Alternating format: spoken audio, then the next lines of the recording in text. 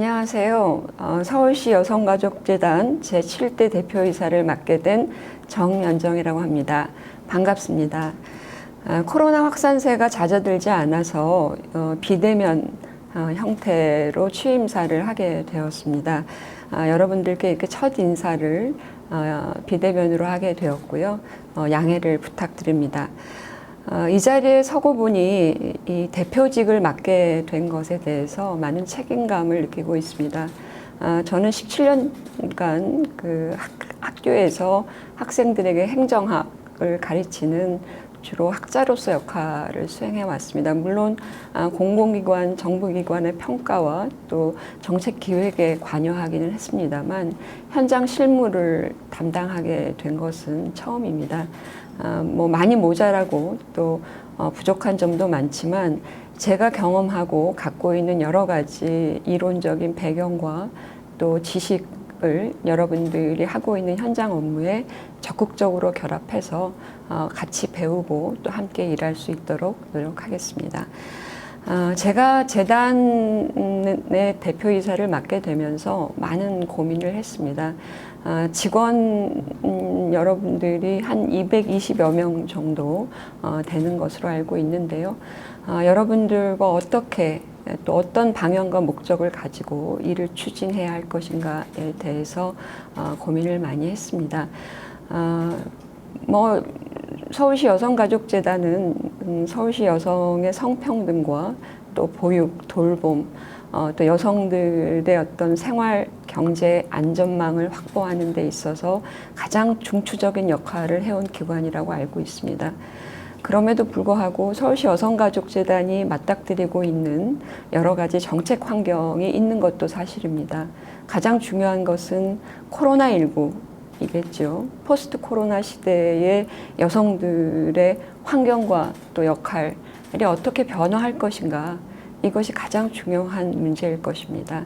정책을 선도해 왔지만 또 미래의 정책도 만들어내고 이끌어가야 할 책무가 서울시 여성가족재단에 있다고 생각을 합니다. 그런 차원에서 저는 서울시 여성가족재단이 맞닥뜨릴 변화, 이것을 어떻게 관리해 나갈 것인가에 초점을 맞춰서 기관을 운영하고 참여할 생각입니다. 5가지 정도의 방향성을 좀 설정할 필요가 있다고 생각이 되는데요. 첫 번째는 포스트 코로나 이후에 여성들의 생활과 경제적 안전이 어떻게 변화해 갈 것인가에 대한 문제입니다. 물론 서울시 여성가족재단은 포스트 코로나와 여성이라고 하는 주제를 가지고 상당히 오래전부터 정책 기획과 또 사업들을 진행해 오고 있는 걸로 알고 있습니다. 특히 경제적인 역할, 여성들의 경제적인 역할이 포스트 코로나 시대에 더욱더 취약해질 가능성이 있다라는 그런 진단이 나온 만큼 우리가 기존에 해왔던 일자리 사업들 어떤 방식으로 변화시켜 나가야 될 것인지 이 부분에 대한 고민이 있어야 될 것이라고 보고요. 또 여성들의 보육과 관련되어지는 이 환경도 코로나 시대의 상당 부분 변화될 것이다 라는 전망도 나오고 있습니다. 특히 돌봄 노동의 어떤 내용의 변화, 또 시간적인 어떤 물리적인 양의 변화, 이런 것들이 있을 것으로 예상이 됩니다. 그래서 기존에 해왔던 돌봄의 어떤 환경들을 어떻게 개선하고 발전시켜 나가야 될 것인지 이 부분에 대한 관심을 중점적으로 발전시켜 나가도록 하겠습니다. 우리 서울시는 이미 1인 가족의 어떤 숫자가 늘어나고 있는 추세입니다. 전국 평균이 30%인데 서울시가 34%이니까 평균 수보다도 높은 1인 가족을 보유하고 있는 것이 서울시입니다. 물론 서울시는 1인 가족 관련되는 TF를 운영하여서 1인 가족과 관련되는 정책기획 능력을 강화시키려고 노력을 하고 있습니다만 우리 서울시 여성가족재단도 이제 가족의 개념, 또 가족의 환경이 변화됐다라고 하는 부분을 받아들이고 우리가 1인 가족과 관련되어지는 정책을 선도하는 이런 새로운 분야를 개척해 나가야 될 것이라고 생각을 합니다. 또 하나는 그 서울 여성들의 기본적인 안전 문제일 텐데요. 우리가 알고 있는 것처럼 성범죄, 또 성폭력, 또 무차별적 혐오 범죄들이 여성들의 생활 안전을 위협하고 있습니다.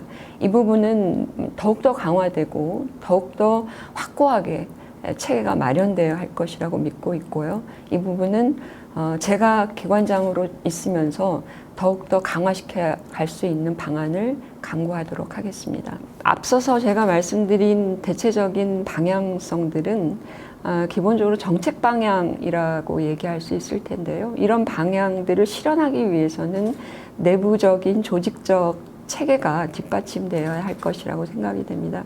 그를 위해서 조직도 바뀌어야 한다라고 생각이 드는데요. 가장 중요한 것은 직원들의 일하는 방식이 변화돼야 된다고 생각을 합니다. 서울시 여성가족재단은 성과관리를 굉장히 우수하게 해온 기관으로 알고 있습니다. 그러나 정책 환경이 변화함에 따라서 일하는 방식은 계속해서 바뀌면서 이것이 성과관리에도 반영이 되는 이런 선순환 관계를 이루어야 된다고 생각을 하기 때문에 우리가 과거에 해왔던 일하는 방식이 혹시라도 사업 성격과 환경에 부적합한 것은 아닌지 이것에 대한 자체 진단들을 적극적으로 해나갈 수 있도록 노력하겠습니다.